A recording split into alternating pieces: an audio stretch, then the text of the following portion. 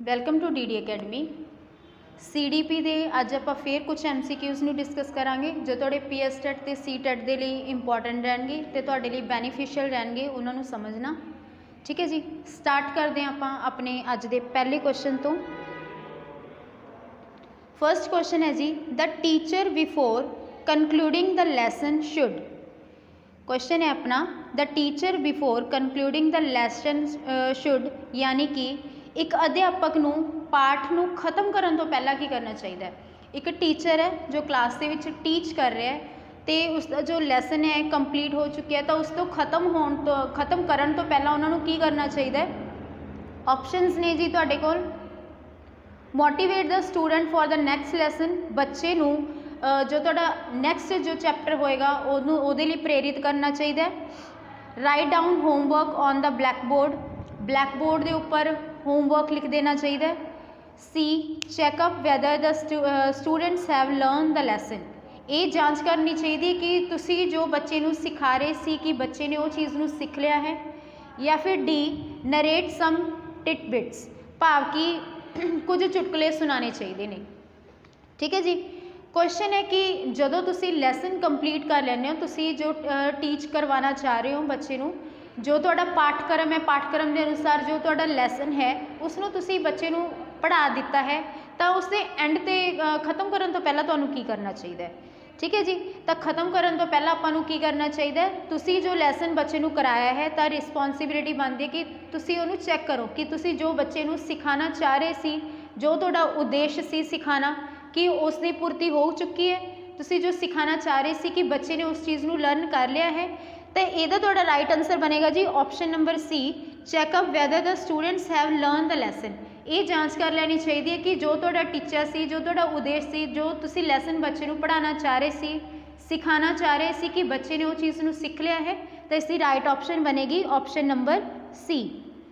Next question है जी,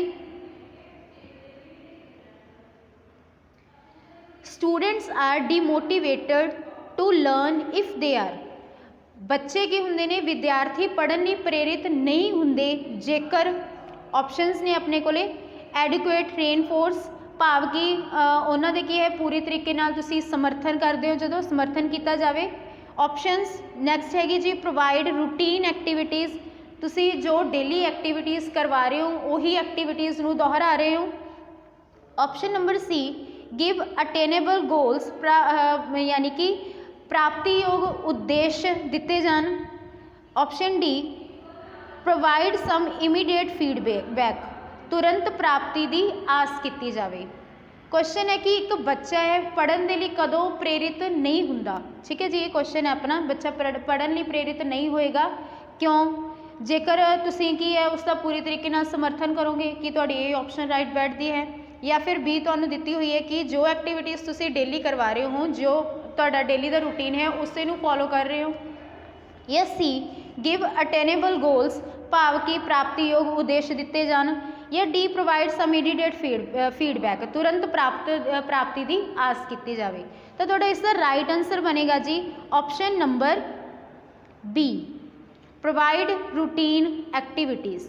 ठीक है जी, जेकर तुसी बच्चे नूं डेली सेम जो तुहाडा पैटर्न है उसे नूं चली जाऊगा, वही एक्टिविटीज़ तुसी दोहराई जाओगे, तो बच्चा कुछ टाइम बाद की करता है, बोर होना शुरू कर दिंदा है, यानी कि उहदे अंदर की हुंदा किसी डिमोटिवेट होना शुरू हो जाता है। डिमोटिवेट यानी कि स्पार्क खत्म होना शुरू हो जाता है, क्योंकि डेली एक्टिविटीज़ ने उही एक्टिविटीज़ आप डेली कोई चीज़ करते हैं तो बच्चा उस चीज़ नूं बोरियत फील करना शुरू कर दिंदा है। ठीक है जी, तो तुहाडा इसका राइट आंसर बनेगा प्रोवाइड रूटीन एक्टिविटीज़। जेकर तुसी रोज़ उही एक्टिविटीज़ कर रहे हो तो बच्चा पढ़न के लिए प्रेरित नहीं होएगा। हुण इस ते थोड़ी जे होर ऑप्शनस ने कि उन्हां दा पूरी तरह समर्थन किया जाए। ये तुहाडी ऑप्शन की कहती है जी भी जेकर हुण बच्चे नूं तुसीं सिखा रहे हो, बच्चा सीख नहीं पा रहा, जेकर तुसीं उसका समर्थन करोगे तो बच्चा मोटिवेट फील करेगा। ठीक है जी, ऑप्शन तुहाडी सी है, गिव अटेनेबल गोल्स, यानी कि कुछ अजिहे जिहड़े तुहाडे प्राप्ति योग उद्देश्य दिते जान। तो जदों तुसीं कुछ अजिहा टास्क दिंदे हो जो बच्चा की है तुहाडा कर लैंदा है, कर सकता है। ठीक है जी, उत्थे बच्चा जदों उहदे अंदर कुछ तो हुंदी है, बच्चे दे अंदर थोड़ी जी कह लो भी एक तरीके का मोटिवेशन मिलता उन्होंने जो किसी टास्क को कंप्लीट करता खुद। ठीक है जी, तो तुहाडी ऑप्शन जो सी है वो मोटिवेट करने का एक तरीका है।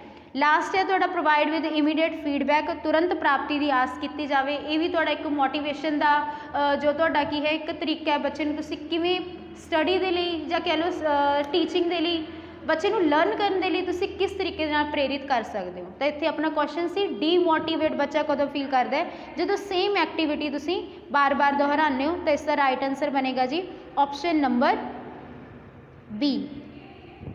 इसके बाद नैक्सट क्वेश्चन वाल मूव करते हैं। तो नैक्सट क्वेश्चन है जी to motivate his student a teacher should, बच्चे नूं मोटिवेट करने लई विद्यार्थी नूं पढ़ाउण दे लई ठीक है जी सीखण दे लई प्रेरित करने दे लई एक टीचर नूं की करना चाहिए। ऑप्शनस ने तुहाडे कोले गिव रिवॉर्ड्स टू स्टूडेंट्स, बच्चों नूं कुछ इनाम देने चाहिए ने। Option B always reach the class in time, हमेशा समय सिर क्लास दे विच आउणा चाहिए। C give gifts of picture to them, उन्होंने कुछ तोहफे वजों पिक्चर्स देनियां चाहिए ने।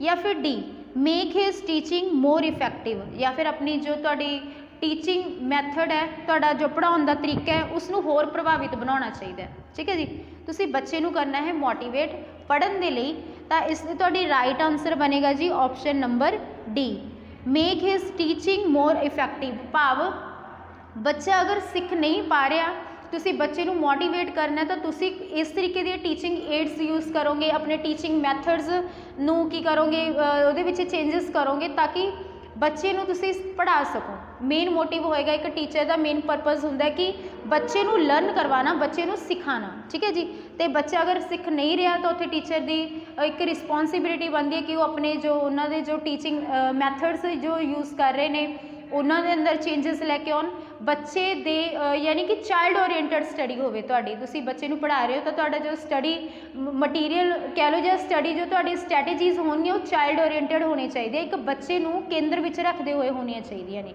ठीक है जी, तो यदा तुहाडा राइट आंसर बनेगा make his teaching more effective. भाव टीचर दी की करेगा अपनी टीचिंग दे विच सुधार लैके आवेगा। जो है बच्चा अगर नहीं सीख पा रहा तो अपनी टीचिंग दे विच चेंजिस लैके कुछ होर तरीके दे नाल बच्चे नूं सिखाउण दी कोशिश की जाए। नैक्सट क्वेश्चन है जी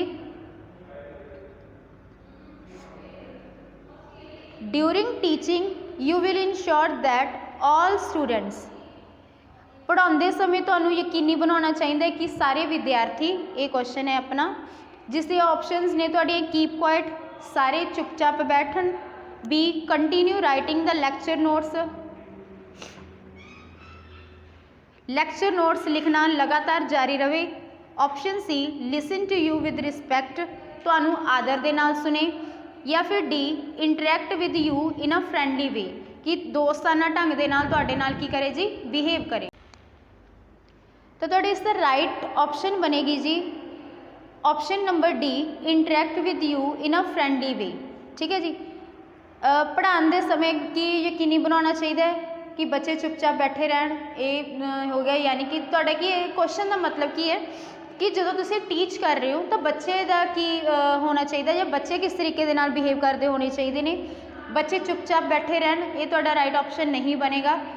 बच्चे तुहानूं अटेंटिवली सुन रहे हैं, बच्चे तुहानूं तुसीं जो उन्होंने सिखाना चाह रहे हो बच्चे उस चीज़ वाल की ने यानी कि ध्यान दे नाल तुहानूं सुन रहे हैं, तो ये तुहाडा हो सकता। चुपचाप बैठे रहन ये नहीं होएगा।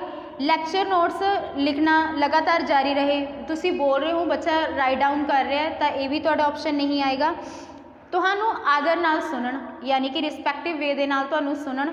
ठीक है जी, तो या फिर डी दोस्ताना ढंग नाल तुहाडे नाल विचार वटांदरा करन। तो तुहाडा इसका राइट आंसर बनेगा जी option number D interact with you a friendly way, यानी कि तुहाडे नाल की करना अपना पॉइंट ऑफ व्यू जो तुसीं उहनूं सिखाना चाह रहे हो उहदे उत्ते वो अपने जो कि ने विचार तुहानूं दस्से। ठीक है जी, तो तुहाडे तो की है तुहानूं यानी कि बिहेव इस तरीके का होना चाहिए कि तुसीं बोल रहे हो बच्चा सुन रहा है तो तुहानूं भी बच्चा अगे तो क्वेश्चनिंग कर रहा है। ठीक है जी, यानी कि वो अपने विचारां नूं तुहाडे नाल साझा कर रहा है, जो नॉलेज उहदे कोल है उसनूं वो जोड़ के तुहानूं भी दस रहा है कि उन्होंने इस चीज़ पता है या इस चीज़ नूं रिलेट करे। तो इस तरीके का बच्चे का की होना चाहिए बिहेवियर होना चाहिए, या बच्चा इस तरीके का क्लास के विच अटेंटिव होना चाहिए। ठीक है जी, ਤਾਂ ਤੁਹਾਡਾ ਨੈਕਸਟ ਕੁਐਸਚਨ ਹੈ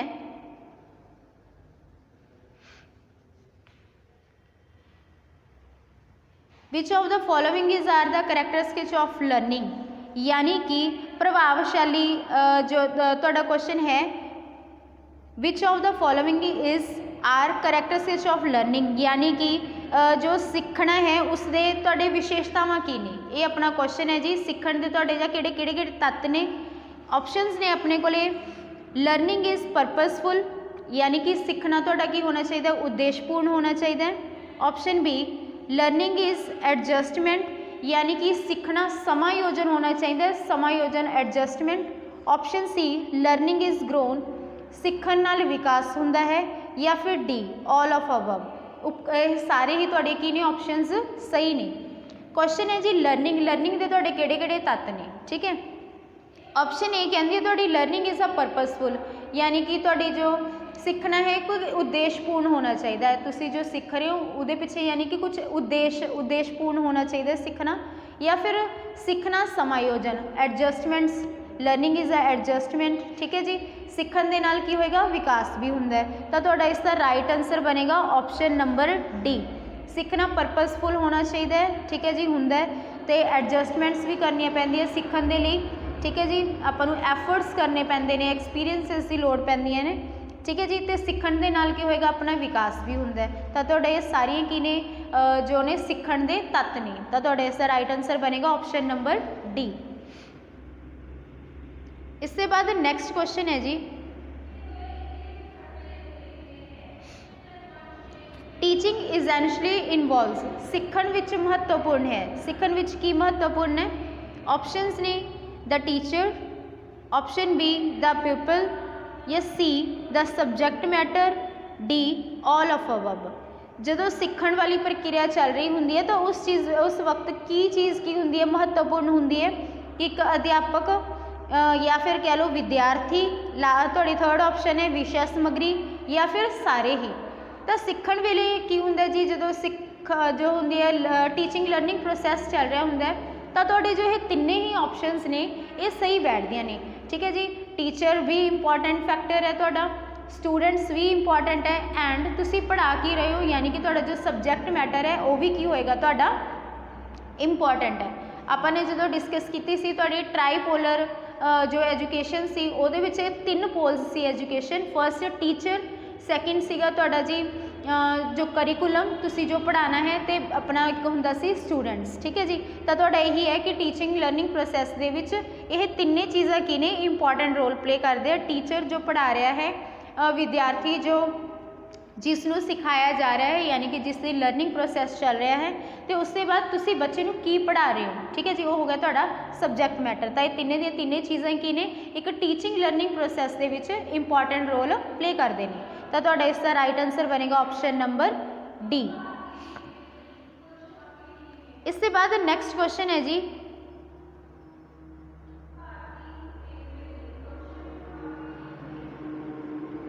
non formal differ from formal education in sense that, गैर रस्मी सिक्ख्या जो है रस्मी सिक्ख्या तो किवें अलग है, ठीक है जी। ये क्वेश्चन है अपना।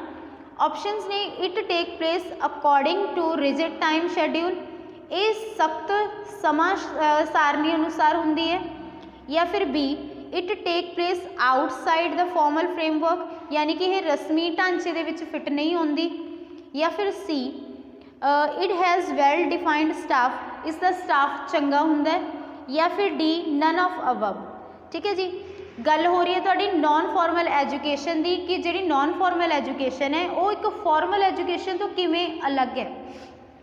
Formal education and non formal education, non formal education आ गई तुहाडी जी गैर रस्मी सिक्ख्या, ठीक है जी। तो फॉर्मल अपनी एजुकेशन आ गई तुहाडी रस्मी सिक्ख्या। नॉन फॉर्मल एजुकेशन भाव कि तुसी सीख रहे हो ਉਹਦੇ ਵਿੱਚ कोई पहला फॉर्मल की आप अगर गल करिए तो फॉर्मल एजुकेशन किहड़ी हुंदी है, जिथे तुसी की हुंदे एक डिसिपलिन दे विच रह के सीख रहे हो, जिमें स्कूल्स दे विच कॉलेजेस दे विच जो तुसी एजुकेशन लै रहे हो, ठीक है जी, जिसका तुहानूं कि एक प्रमाण पत्र तुहानूं मिलदा है, ठीक है। तुसी एक टाइम ते समय सिर पहुँचते हो, तुहाडा एक की हुंदा पूरा करिकुलम प्लान हुंदा है, तो वो सारियां चीज़ां जो आ जांदियां एक फॉर्मल एजुकेशन दे विच आ जांदियां ने।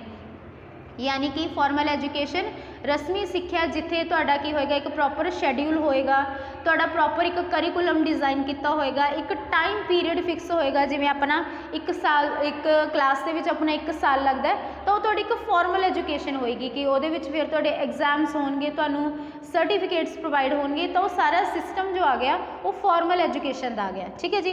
तो नॉन फॉर्मल एजुकेशन इससे उल्टा आ गया, जिससे भी कोई भी समा नहीं निश्चित हुंदा, तुसीं ओह एजुकेशन जिहड़ी कदों भी लै सकदे हो। ठीक है, वो होगी तुहाडी नॉन फॉर्मल एजुकेशन। अगर आप गल करिए नॉन फॉर्मल एजुकेशन की, तो तुहाडी कह लो स्कूल तो पहला वाली जो एजुकेशन चल रही हुंदी है, घर विच तुसीं जो सीख रहे हो, ਜਾਂ स्कूल तो बाहर तुसीं जो सीख रहे हो अपने दोस्तों मित्रों तो लाइफ टाइम तुसीं जो सीख रहे हो, वो तुहाडी नॉन फॉर्मल एजुकेशन दे विच आ जाती है। ठीक है जी। तो ये डिफरेंस है फॉर्मल ते नॉन फॉर्मल एजुकेशन दे विच। हुण इहदे विच क्वेश्चन सी कि non formal education formal education तो किवें भिन्न है, तो तुहाडा इसका राइट आंसर बनेगा it take place outside the formal framework. यानी कि यह रस्मी ढांचे तो दे विच की हुंदी है, फिट नहीं हुंदी, क्योंकि इसका कोई प्रॉपर अपना करिकुलम नहीं हुंदा। ठीक है, एक कदों भी ली जा सकती है। जो तुहाडी फॉर्मल हुंदी है उहदे विच एक प्रॉपर करिकुलम अपना डिज़ाइन किया होया हुंदा है। ठीक है जी, एक टीचा हुंदा भी तुसीं की सिखाना है। ठीक है, बट ये विच की होएगा तो तुहाडी जो एजुकेशन कह लो लाइफ टाइम चलती है, एक तरीके की नॉन फॉर्मल एजुकेशन होती है। ठीक है जी, जो भी तुसीं सीखदे हो। It take place outside the formal framework, यानी कि रस्मी ढांचे विच फिट नहीं आती यह सिक्ख्या। तो इसका right answer option number B. इसके बाद नैक्सट क्वेश्चन है जी तुहाडा, in the teaching learning process the child is, जो तुहाडा है पढ़ाउण विच पढ़ाउण अते सीखण दी प्रक्रिया विच बच्चा हुंदा है, ये क्वेश्चन है अपना। ऑप्शंस ने अ पैसिव रेसिपिएंट यानी कि खामोश प्राप्त करना करता, या फिर बी ऑप्शन है अपनी एन इंडिपेंडेंट वेरिएबल एक स्वै निर्भर परिवर्तनशील, सी एन एक्टिव पार्टिसिपेंट यानी कि एक सक्रिय भागीदार, या फिर डी नन ऑफ अबव। यानी कि तुहाडा जो प्रोसैस चल रहा है टीचिंग लर्निंग प्रोसैस प्रक्रिया जो अपनी चल रही है, ठीक है जी, इस दे विच बच्चा की होना चाहिए, ये अपना क्वेश्चन है कि बच्चा खामोश रहना चाहिए। थोड़ी पहली ऑप्शन ये है कि पैसिव रेसिपिएंट यानी कि खामोश प्राप्ति करता। ऑप्शन बी है कि एक स्वनिर्भर परिवर्तनशील होना चाहिए, या फिर सी एन एक्टिव पार्टिसिपेंट एक सक्रिय कह लो भागीदार, यानी कि बच्चा की है क्लास जो ये प्रोसैस चल रहा है बच्चा एक्टिव है, बच्चा तुहानूं सुन रहा है, तुसीं बच्चे नूं जो सिखाना चाह रहे हो बच्चा उस चीज़ नूं ग्रहण कर रहा है, वो होगी उसकी एक्टिवनेस। ठीक है जी, तो तुहाडा इसका राइट आंसर बनेगा option number C an active participant. ठीक है जी, बच्चा की होना चाहिए सक्रिय होना चाहिए, यानी कि एक्टिव होना चाहिए क्लास के विच, ते पार्टिसिपेशन उसकी होनी चाहिए क्लास के विच, तुसीं उहनूं जो सिखा रहे हो वो बच्चे जो कि उहनूं सीख रहा होवे। ठीक है जी, यानी कि अपने ओपीनियंस तुहाडे नाल शेयर कर रहा होवे, अपनी जो लर्निंग है उसका तुहानूं की कर रहा है, एक तरीके की आउटपुट तुहाडे सामने रख रहा होवे। ठीक है जी, तो ये आएगा अपना राइट आंसर। इससे बाद तुहाडा जो नैक्सट क्वेश्चन है, in teaching if nothing has been learn nothing has been, यानी कि तुहाडा क्वेश्चन है कि जदों की है जेकर पढ़ाई के दौरान कुछ भी सीखा नहीं है, ठीक है, तो की नहीं है, ये क्वेश्चन है अपना कि जेकर पढ़ाई दौरान कुछ भी नहीं सीखा गया तो फिर कुछ भी नहीं की नहीं आएगा तुहाडा ऑब्जर्वड कि कुछ भी प्राप्त नहीं किया गया, या फिर कह लो स्टडीड अध्ययन जो है किया गया, टॉट यानी कि पढ़ाया गया, एग्जामाइंड यानी कि निरीक्षण किया गया। ठीक है जी, जे बच्चे ने की है तुसी बच्चे को पढ़ा रहे हो तो बच्चे ने अगर कुछ भी लर्न नहीं किया तो इसका तुहाडा मन्निया जाएगा कि नथिंग हैज़ बीन टॉट, यानी कि बच्चे को कुछ भी पढ़ाया नहीं गया। ठीक है, ये तो हो नहीं सकता कि बच्चे को आप टीच कर रहे हैं तो बच्चा कुछ भी ना लर्न करे, जीरो कदे भी नहीं होएगा, कुछ ना कुछ तो बच्चा ग्रहण जरूर करेगा। अगर बच्चा कुछ भी ग्रहण नहीं कर पा रहा, यानी कि टीचिंग दे विच की है कुछ कह लो भी तुहानूं अपने टीचिंग मैथड्स नूं चेंज करन दी नीड है, उहदे विच कुछ टीचिंग एड्स लैके आउण दी नीड है ताकि बच्चे नूं सौखे तरीके दे नाल सिखाया जाए। तो स्टडी जो तुहाडी टीचिंग हमेशा यह जी होनी चाहिए है, भाव तुहाडी चाइल्ड ओरिएंटेड टीचिंग होनी चाहिए कि बच्चा किस तरीके दे नाल सीखना चाह रहा है, जब बच्चा किस तरीके नाल सीख सकता है उसके उत्ते गौर करना। ठीक है जी, तो इसका राइट आंसर बनेगा अपना ऑप्शन नंबर सी ਨੈਕਸਟ ਤੁਹਾਡਾ ਕੁਐਸਚਨ ਹੈ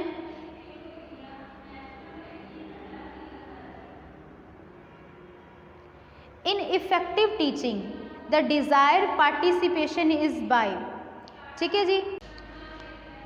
ऑप्शंस ने जी अपने को the teacher and the bright students, the teacher and the weak students, the teacher and the class as a whole, या फिर D the teacher and the monitor. कि ਜਦੋਂ ਤੁਸੀਂ ਕੀ ਟੀਚਿੰਗ ਕਰ ਰਹੇ ਹੋ यानी कि पढ़ा रहे हो, इफेक्टिव टीचिंग की है ਉਹਦੇ ਤੁਹਾਡੇ ਕੀ ਹੈ किस चीज़ की पार्टिसिपेशन होनी चाहिए है, ठीक है जी। एक टीचर तो एक ब्राइट स्टूडेंट की पार्टिसिपेशन होनी चाहिए है एक इफेक्टिव टीचिंग के लिए, एक टीचर तो एक वीक स्टूडेंट्स की पार्टिसिपेशन होनी ज़रूरी है, ठीक है जी। या फिर C teacher and class as a whole, पूरी की पूरी क्लास की मौजूदगी होनी ज़रूरी है, या फिर D the teacher and the monitor, एक अध्यापक और एक मोनीटर का होना ज़रूरी है। तो इसका थोड़ा राइट आंसर बनेगा जी option number C the teacher and the class as a whole. Effective teaching वो जिथे कि तुसी पूरी दी पूरी क्लास नूं नाल लैके चल रहे हो। क्लास दे विच की होएगा, सारे बच्चे यूनीक हुंदे ने, कुछ उन्हां विच डिफरेंट यानी कह लो उन्हां विच डिफरेंसिस होंदे ने, कोई स्लो लर्नर हुंदा है, कोई फास्ट लर्नर हुंदा है, कोई एवरेज हुंदा है, ठीक है जी। तो इस तरीके के बच्चे होंदे ने, अपने कोल मल्टीपल टाइप्स के बच्चे होंदे ने।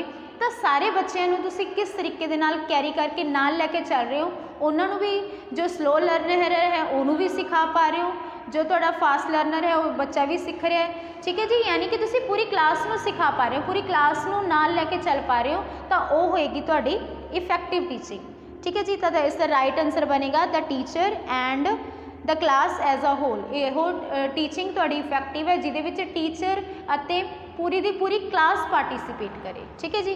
तो ये सीगे जी अपने अज दे कुछ MCQs, अगे नैक्सट कुछ होर MCQs नूं आपां डिस्कस करांगे। तो अज लई तुहाडा इन्ना ही, थैंक यू।